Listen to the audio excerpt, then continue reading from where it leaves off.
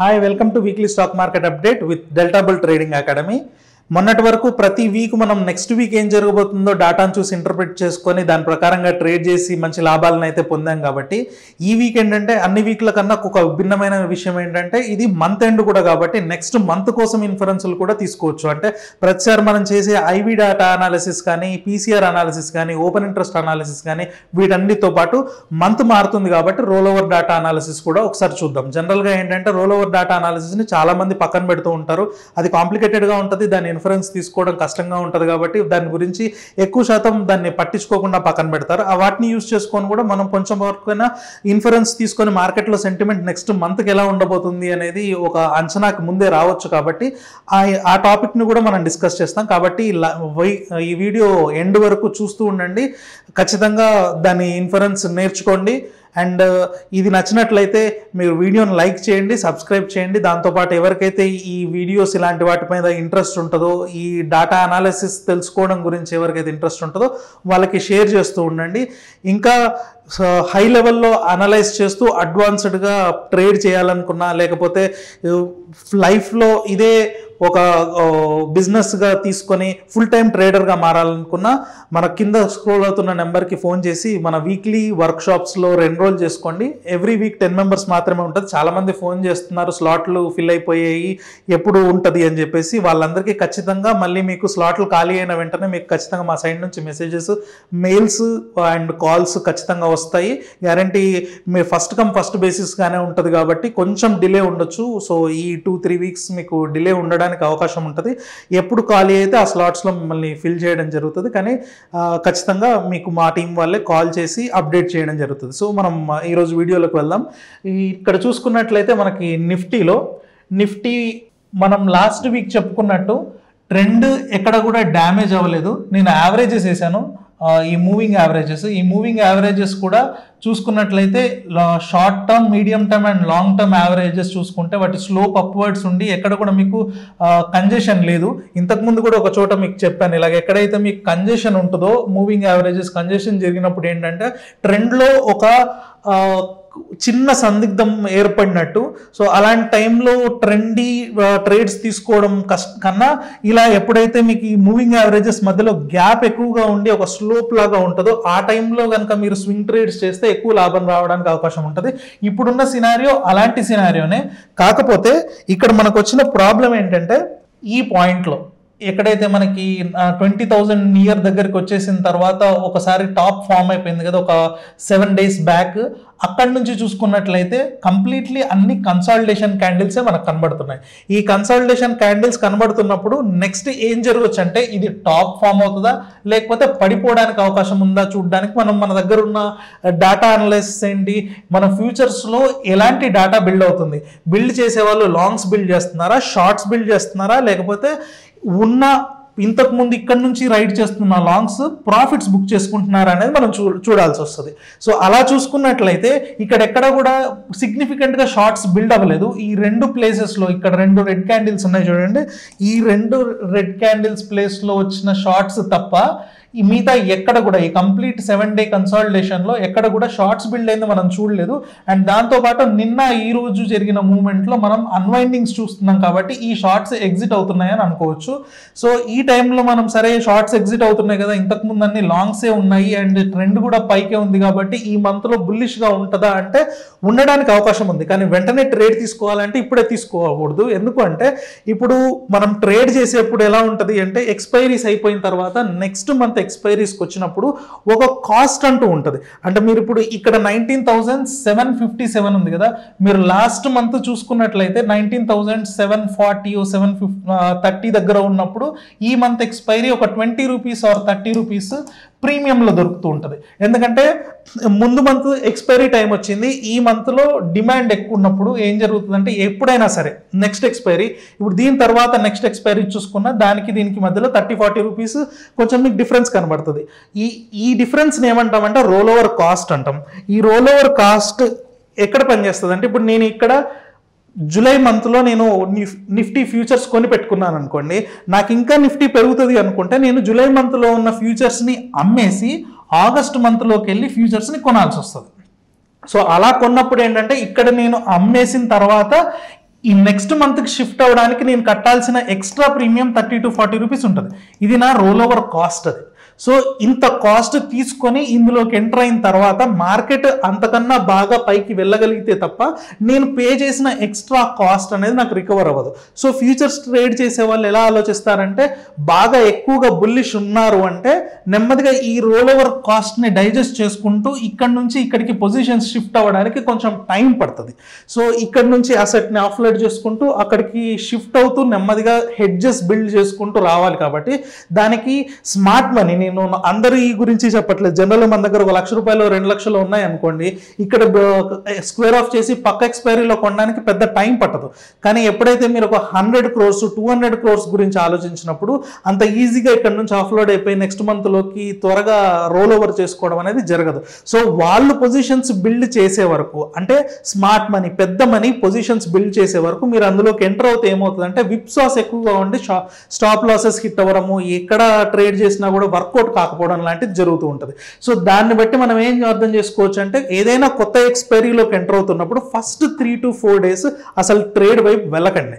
Just డాటాను observe చేస్తూ ఉండండి. వాళ్ళు బిల్డ్ చేసుకుంటున్న పొజిషన్స్ ఎటువైపు బిల్డ్ చేసుకుంటున్నారు, స్మార్ట్ మనీ పెద్దగా వచ్చింది ఏ డైరెక్షన్లో వచ్చిందో చూసుకొని ఆ డైరెక్షన్లో, అంటే ఇంతకుముందు చెప్పుకున్నాం కదా, ఏదైనా ఒక సముద్రంలో అల ఉంటే ఆ అల ఎటువైపు వెళ్తుందో ఫస్ట్ చూసుకున్న తర్వాత దాంట్లో ఈదారనుకోండి ఆ అలతో పాటు స్మూత్గా వెళ్ళిపోతారు. ఆపోజిట్ వైపులో ఈదడానికి ట్రై చేసినా లేదా మీరు ఒక ప్రెడిక్ట్ చేసేసి ముందే చిన్న మనీని అందులో పెట్టి ఆపోజిట్లో ఈదాలని ట్రై చేసినా కూడా పెద్ద పెద్ద లాసెస్ బుక్ చేసుకోవాల్సి ఉంటుంది. కాబట్టి ఏ కొత్త ఎక్స్పైరీలోకి ఎంటర్ అయినా కూడా 3-4 days ఖచ్చితంగా బిల్డప్ అవుతున్న డేటాని చూస్తూ ఉండండి. సరే, ఇప్పుడు 3-4 days వరకు మనకి ఎలాంటి ఇన్ఫ్లుయెన్స్ దొరకదా అంటే ఉంటుంది. దేన్ని బేస్ చేసుకోవచ్చు? ఇప్పుడు రోల్ ఓవర్స్ ఉన్నాయనుకోండి, పాత రోల్ ఓవర్స్ అంటే నిన్నటి వరకు జరిగిన రోల్ ఓవర్స్ మనకి రికార్డ్ ఉంటుంది. కాబట్టి ఆ రోల్ ఓవర్స్లో చూసుకుంటే పాస్ట్ 3 రోల్ ఓవర్స్తో కంపేర్ చేసుకుంటే జూలై మంత్ రోల్ ఓవర్స్ వచ్చేసి ఒక 12 to 13% హైగానే ఉన్నాయి. అంటే దాని అర్థం ఏంటి? లాస్ట్ 2 to 3 months యావరేజ్గా మార్కెట్ పైకే ఉందిగా. అంటే మార్కెట్ అప్ ట్రెండ్లో ఉన్నప్పుడు ఎవ్రీ టైం ఒక ఎక్స్పైరీ నుంచి ఇంకొక ఎక్స్పైరీకి జంప్ చేస్తున్నప్పుడు వాళ్ళు ఎక్స్ట్రా ప్రీమియం కట్టి నెక్స్ట్ ఎక్స్పైరీకి ఫ్యూచర్స్ని జంప్ చేసుకుంటున్నారు. అంటే దాని అర్థం ఏంటి? వీళ్ళు ఎక్స్ట్రా ప్రీమియం కట్టినా కూడా దాని మీద ఎక్కువగా మూవ్మెంట్ జరగడానికి అవకాశం ఉండొచ్చు అని ఎక్స్పెక్ట్ చేసి మూవ్ అవుతున్నారు. కాబట్టి మనకి ఈ మంత్ కూడా బుల్లిష్గా ఉండడానికి అవకాశాలు ఎక్కువగా ఉంటాయి. అంటే ఈ పర్సంటేజ్ ఆఫ్ రిలయబిలిటీ ఎంత అంటే ఒక 84 to 85% మనం రిలయబుల్ అవ్వచ్చు ఈ డేటా మీద. బట్ స్టిల్ ఒక 3-4 days వెయిట్ చేసి దాని తర్వాత వీళ్ళు ఫ్యూచర్స్ బిల్డ్ చేసుకొని వదిలేరు. ఎందుకంటే ఎక్కువ మనీ ఉన్నప్పుడు ఏంటంటే వాళ్ళకి పర్సంటేజ్ ఆఫ్ రిటర్న్ కన్నా పర్సంటేజ్ ఆఫ్ క్యాపిటల్ ముఖ్యం. ఎంత క్యాపిటల్ని సేవ్ చేయగలిగారు, ఎంత క్యాపిటల్ని ప్రిజర్వ్ చేసుకొని మళ్ళీ మార్కెట్లో సర్వైవ్ అవ్వగలుగుతున్నారు అనేది ముఖ్యం. కాబట్టి వాళ్ళు ఫ్యూచర్స్ డేటా బిల్డ్ చేసుకున్న తర్వాత నెమ్మదిగా ఆప్షన్స్లో హెడ్జింగ్ కూడా బిల్డ్ చేస్తూ ఉంటారు. సో ఆ డేటాని మొత్తం బిల్డ్ అయిన తర్వాత అప్పుడు అంత డేటాని మనం క్యుములేటివ్ చేసుకొని అప్పుడు ఒక సైడ్ డైరెక్షన్ తీసుకున్నట్లయితే మ్యాక్సిమం ఆఫ్ ది టైం మంచి ప్రాఫిట్స్ బుక్ చేసుకోవడానికి అవకాశం ఉంటుంది. కాబట్టి ఒక 3 days 4 days ఆగి చేయాల్సి ఉంటుంది. సో ఇప్పుడు రోల్ ఓవర్ డేటా గురించి కూడా మనకు అర్థమైంది. కాబట్టి ఇప్పుడు నెక్స్ట్ చూసుకున్నట్లయితే ఇప్పుడు ఓపెన్ ఇంట్రెస్ట్ గురించి చెప్పాను. నెక్స్ట్ ఐవీస్ కూడా లోగా ఉన్నాయి. అంటే ఐవీస్ వచ్చేసి ఎక్కడెక్కడైతే స్పైక్ అవుతాయో జనరల్గా ఐవీస్ని ఎలా తీసుకుంటామంటే సెంటిమెంట్ ఇండికేటర్ కింద తీసుకుంటాం. అంటే ఒక నార్మల్ ట్రేడర్ ఎవరినైనా అడిగితే ఐవీస్ని సెంటిమెంట్ కింద తీసుకుంటారు. ఎప్పుడైతే ఐవీస్ పడిపోతున్నాయో అప్పుడు దాన్ని బుల్లిష్ కింద తీసుకోవడం, ఐవీస్ పెరుగుతూ ఉంటే బేరిష్ సైడ్ వెళ్ళడానికి అవకాశం ఉందని ఇలాంటి ఇన్ఫరెన్స్లు తీసుకుంటూ ఉంటారు. సో ఆ రకంగా చూసుకున్నా మనకి ఐవీస్ ఫాలో అవుతున్నాయి కాబట్టి మార్కెట్లో పెద్ద సెంటిమెంట్ తాలూకు భయాలు ఏమీ లేవు. అంటే బేరిష్ అయిపోతుందేమో, ఈ పాయింట్ నుంచి రివర్స్ అవ్వడానికి అవకాశం ఉందేమో అనే లాంటివి మనకి ఇక్కడ కనబడట్లేదు. వేరే పీసీఆర్ చూసుకుంటే ఇంకా బిల్టప్ స్టార్ట్ అవ్వలేదు కాబట్టి లోవర్ రేంజ్లోనే ఉంది. కాబట్టి కొంతకాలం ఒక 2-3 రోజులు నేను అన్నట్టుగా వెయిట్ చేసి ఆ తర్వాత తీసుకోవడం బెటర్. ఇప్పుడు డెరివేటివ్ డేటాను పక్కన పెడితే నెక్స్ట్ మనం టెక్నికల్ డేటాకు వచ్చామనుకోండి. టెక్నికల్ డేటాలో అప్ ట్రెండ్ కనబడుతుంది, కన్సాలిడేషన్ కనబడుతుంది. ఆ తర్వాత ఎంఎస్సిడిలోకి వస్తే MACD crossover downside కనబడుతుంది. MACD crossover downside ఉంది అంటే దాని అర్థం మొమెంటం తగ్గిపోయిందని అర్థం. సో మొమెంటం తగ్గిపోయినప్పుడు ఈ ప్లేస్లో ఎంటర్ అవుతే మీకు పెద్ద పెద్ద మూమెంట్లు వెంటనే రావడానికి అవకాశం ఉండదు. సో ఎప్పుడైనా మీరు ఆప్షన్స్ ట్రేడ్ చేసేప్పుడు ఉత్త డైరెక్షన్లో మీరు అక్యురేట్గా దీన్ని ప్రెడిక్ట్ చేయడం ఒకటే ఇందులో గోల్ కాదు. మీరు ఎంటర్ అయిన తర్వాత ఎంత ఫాస్ట్గా మూమెంట్ వచ్చిందనే దాన్ని బట్టి మీ ప్రాఫిట్ అండ్ లాస్ ఉంటుంది. కాబట్టి ఇలాగా ఎంఎస్సిటీస్ చూసుకున్నప్పుడు ఏంటంటే ఎప్పుడైతే పైన నుంచి కిందకి క్రాస్ ఓవర్ ఉంటుందో ఇలా ఉన్న టైంలో మీరు ట్రేడ్ ఎంటర్ అవుతే మీకు జనరల్గా మొమెంటం తగ్గిపోయి ఉంటుంది. కాబట్టి ఈ టైంలో ఎంటర్ అయితే మీకు ప్రాఫిట్స్ కూడా అంత గొప్పగా రావడానికి అవకాశం ఉండదు. ఆర్ఎస్ఐ చూసుకున్నట్లయితే 64 దగ్గర ఉంది. 64 దగ్గర అంటే ఇది బుల్లిష్ టెరిటరీలోనే ఉంది. మనం ఎప్పుడు ఇది బేరిష్ టెరిటరీ అనుకుంటాము, 50 కన్నా కిందికి డిప్ అయిపోయి సస్టైన్ అవుతే అప్పుడు బేరిష్ టెరిటరీలో ఉన్నట్టు మనం అనుకోవచ్చు. ఇప్పుడు మీరు పాత చూసుకున్నారనుకోండి, ఈ ప్లేస్ నుంచి ఏప్రిల్ దగ్గర నుంచి 50 పైన ఉంది చూడండి. ప్రతిసారి ఎక్కడ చూసినా కూడా మనం ఒకవేళ పైకి వెళ్ళినా మళ్ళీ సెల్ ఆఫ్లో మీకు 50కి దగ్గరకు వచ్చినప్పుడు మళ్ళీ ఈ డిప్లో బయ్యింగ్ అనేది పైన స్టార్ట్ అవుతుంది. కాబట్టి మీరు ఆర్ఎస్ఐ చూసుకున్నా ఇంకా బుల్లిష్ టెరిటరీలోనే ఉంది. సో ఇప్పుడు ఇదే విధంగా మనం బ్యాంక్ నిఫ్టీ చూసుకుందాం నెక్స్ట్. ఇంతకుముందు మీకు నిఫ్టీ చెప్పేప్పుడు ఆల్మోస్ట్ అన్ని కాన్సెప్ట్స్ చెప్పాను కాబట్టి ఇది కొంచెం ఫాస్ట్గా చెప్పుకుందాము. బ్యాంక్ నిఫ్టీ వచ్చేప్పటికి ఇప్పుడు యావరేజెస్ చూడండి, averages long, short and medium term averages ఒక ప్యారలల్ లెవెల్లో ఉన్నాయి. కాబట్టి బుల్లిష్ ట్రెండ్ అంటూ టెక్నికల్గా ఉంది. అండ్ ఇక్కడ ఎంఏసిడి మొమెంటం చూసుకున్నట్లయితే ఇక్కడ కూడా నిఫ్టీ లాగే మొమెంటం తగ్గిపోయింది. ఆర్ఎస్ఐ 59 దగ్గర ఉంది. ఇది కూడా బుల్లిష్ ఇది చెప్తుంది. సో మనకి టెక్నికల్లీ బుల్లిష్ అని అయితే బ్యాంక్ నిఫ్టీ కూడా తెలుస్తుంది మనకి. కాకపోతే మీరు చూసుకున్నట్లయితే ఈ గత 1 వీక్ 2 వీక్స్ నుంచి కంప్లీట్గా ఇది నిఫ్టీతో పోల్చుకుంటే ఇది ఎక్కువ కన్సాలిడేట్ అవుతుంది, కానీ బుల్లిష్ బయాస్తో కన్సాలిడేట్ అవుతుంది. ఓపెన్ ఇంట్రెస్ట్లో చూసుకుంటే అదే టైంకి ఇక్కడ కూడా ఈ ఓపెన్ ఇంట్రెస్ట్లో కూడా మీకు ఎక్కడ కూడా సిగ్నిఫికెంట్గా ఐదర్ లాంగ్స్ అయినా సరే అది అన్వైండింగ్స్ అయినా సరే పెద్ద సిగ్నిఫికెంట్గా కనబడట్లేదు. ఎందుకంటే మీరు ప్రీవియస్ చూసుకున్నారనుకోండి, ఈ పాస్ట్తో చూసుకుంటే మీకు ఇక్కడ లెవెల్స్తో పోల్చుకుంటే ఇక్కడ లెవెల్స్ చాలా తక్కువగా ఉన్నాయి చూడండి. సో బ్యాంక్ నిఫ్టీలో పార్టిసిపేషన్ జరుగుతున్నా కూడా అంత గొప్ప పార్టిసిపేషన్ జరగట్లేదు. కాబట్టి ట్రేడ్స్ ఇందులో బ్యాంక్ నిఫ్టీలో తీసుకోవడానికి కొంచెం సంకోచించడమే బెటర్. ఒకవేళ నిఫ్టీ ఏదన్నా ట్రేడ్ తీసుకోవాలి బుల్లిష్ సైడ్లో అనుకుంటే నిఫ్టీలో వెళ్ళడం బెటర్ అనిపిస్తుంది. ఈ డాటాను చూసుకున్నట్లయితే స్ట్రెంత్ లేని చోట మనం నిల్చొని ఒకవేళ కనుక మన అంచనాలు రాంగ్ అయిపోతే చాలా పెద్ద డ్యామేజ్ జరుగుతుంది. కాబట్టి స్ట్రెంత్ లేని చోట కొంచెం మనం బ్యాక్ అడుగు వేయడం బెటర్. ఇది చూసుకున్నట్లయితే రోల్ ఓవర్స్ చూసుకుంటే మీకు పాత 3 months యొక్క డాటాతో పోల్చుకుంటే ఇది కూడా ఆల్మోస్ట్ ఈక్వల్గా వచ్చింది. కాబట్టి అంత బుల్లిష్ సెంటిమెంట్ అని చెప్పలేము. అండ్ ప్రీవియస్గా ఉన్న సెంటిమెంట్ కాన్స్టెంట్గా ఉండడానికి అవకాశం ఉంటుంది, ఎందుకంటే సేమ్ అదే లెవెల్లో రోల్ ఓవర్స్ జరిగాయి కాబట్టి. సో ఈ రకంగా చూసుకున్నా కూడా బుల్లిష్ ట్రెండ్ అయితే కనబడుతుంది, కానీ కొంచెం సైడ్ వేస్గా స్ట్రెంత్ తక్కువ ఉండి మూవ్మెంట్ జరగడానికి అవకాశం ఉంటుంది. కాబట్టి బ్యాంక్ నిఫ్టీని నిఫ్టీతో పోల్చుకుంటే కొంచెం అవాయిడ్ చేసి పక్క నుంచి జస్ట్ వాచ్ లిస్ట్లో పెట్టుకోవడం బెటర్. ఇంకా ఆప్షన్స్ ఓపెన్ ఇంట్రెస్ట్ దగ్గరకు వచ్చినట్లయితే నిఫ్టీ దగ్గర మనకి 19,800 దగ్గర హైయెస్ట్ కాల్ అనేది మనం చూస్తున్నాము. సో 19,800 అనేది మనకి రాబోయే కాలంలో అంటే నెక్స్ట్ వీక్ చూసుకున్నట్లయితే ఇది బిగ్గెస్ట్ రెసిస్టెన్స్ కింద మారడానికి అవకాశం ఉంటుంది. బట్ ఇది బ్రీచ్ చేసినట్లయితే మాత్రం నెక్స్ట్ మనకి పెద్ద రెసిస్టెన్స్లు అయితే లేవు కాబట్టి 20,000 రీచ్ అవ్వడం పెద్ద విషయం కాదు. సో 19,800 బ్రీచ్ అయితే మాత్రం ఖచ్చితంగా ట్రేడ్స్ తీసుకోవడానికి ప్రయత్నిస్తే బుల్ కాల్ స్ప్రెడ్స్ చేసి 20,000 టార్గెట్ కోసం చూడొచ్చు. మనకి ఆప్షన్స్ డాటాగా ఫ్యూచర్స్ డాటాలో చూసుకున్నట్లయితే బుల్లిష్ ట్రెండ్ కనబడుతుంది. కాబట్టి ఇది బ్రీచ్ అయినప్పుడు ఇలాంటి ట్రేడ్ తీసుకొని మనం అటువైపు గెయిన్ అవ్వడానికి అవకాశం ఉంది.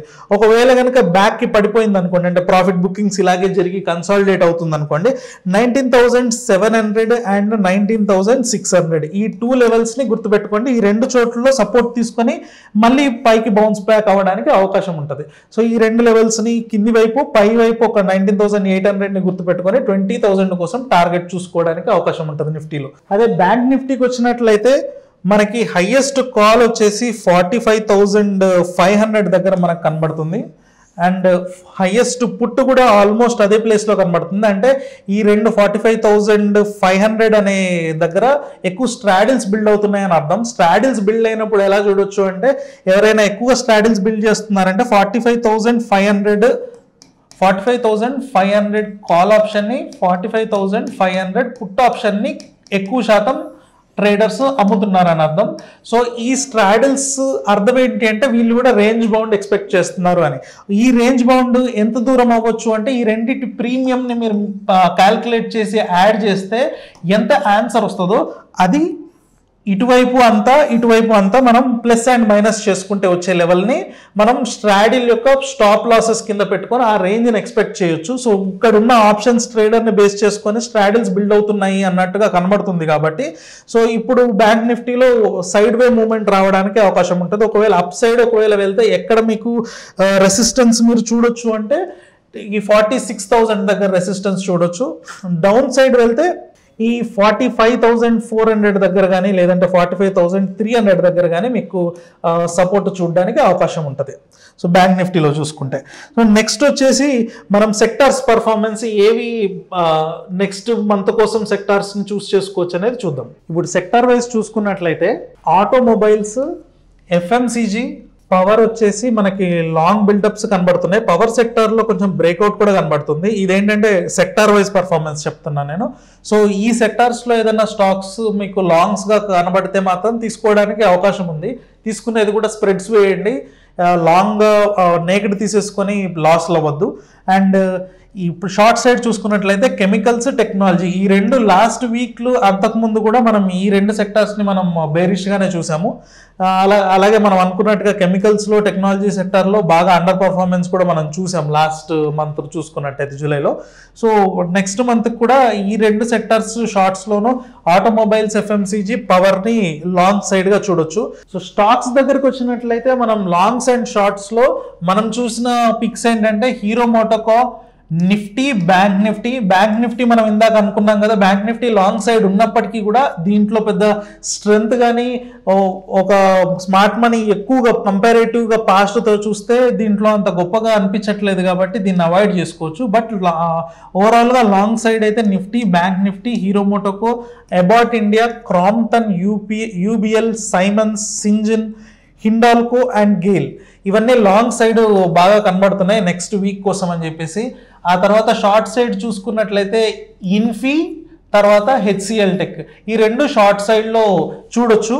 కానీ ఇవి మనకి ఇప్పుడు డాటాలో ఇవి కనబడుతున్నప్పటికి కూడా నన్ను అడిగితే సజెషన్ ఏంటంటే ఇప్పుడు వీటిని ట్రేడ్ చేయడం కన్నా జస్ట్ అబ్జర్వ్ చేయండి. ఎందుకంటే first 2-3 days of the month నేను చెప్పినట్లు డాటాలో డిఫరెన్సెస్ జరగడానికి అవకాశం ఉంటుంది. జస్ట్ ఇప్పుడే రోల్ ఓవర్ జరిగిపోయి కొత్త పొజిషన్స్ బిల్డ్ అవుతూ ఉన్నాయి కాబట్టి ఈ పొజిషన్స్ ఇలాగే కంటిన్యూ అవుతుందా, స్ట్రెంత్ అలాగే ఉంటుందా అనేది ఈరోజు తెలియదు. కాబట్టి జస్ట్ దీన్ని మనం ఒక అనాలిసిస్ చేసుకొని అబ్జర్వేషన్ కోసం పెట్టుకోవడమే తప్ప దీంట్లో కనుక 2-3 డేస్ తర్వాత కూడా ఇందులో ఏవైనా స్టాక్స్ కానీ ఏవైనా రికమెండేషన్స్ మనకి ఇంకా స్ట్రెంత్ చూపిస్తున్నాయి అనుకుంటే నెక్స్ట్ వీక్ కోసం కానీ లేకపోతే లాస్ట్ ఈ వీక్ యొక్క లాస్ట్ 3 days 4 days కోసం ట్రేడ్ చేసుకోవాలనుకుంటే చేసుకోండి తప్ప ఇమ్మీడియట్గా వెళ్ళిపోయి కొనాల్సిన అవసరం ఏం లేదు.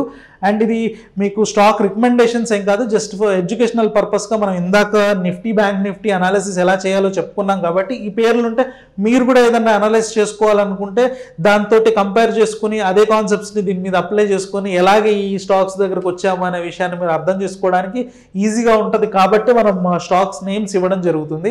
లాస్ట్ వీక్ మనము అనుకుంటే 1,120% ఆఫ్ రిటర్న్ మనకు లాస్ట్ వీక్ వచ్చినప్పుడు కూడా ఏంటంటే చాలామంది మనకు వచ్చిన కాల్స్ ఏమైనా స్టాక్ రికమెండేషన్స్ చేస్తారా అని చెప్పి వచ్చింది.